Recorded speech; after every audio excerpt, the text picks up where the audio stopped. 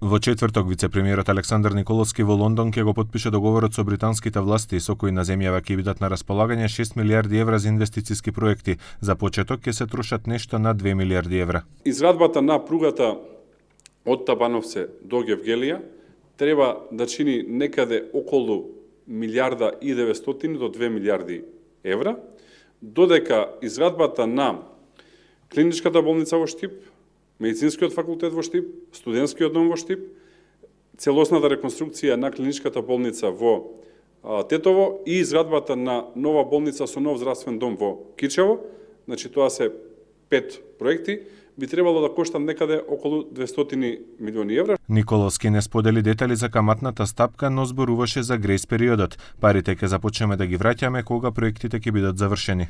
Доколку ни треба проектот да го завршиме 5 години и грејс периодот да биде 5 години, како би кога се ставил проектот во функција, тој проект нормално ќе почне да носи пари или во делот на здравството бенефит, подобра здравствена заштита и така натака, тогаш да почнеме да ги отплаќаме ратите. Во меѓувреме премиерот Христијан Мицкоски одговори на критиките на председателот на СДСМ Венко Филипче дека потегот е економски сомнителен и политички антиевропски.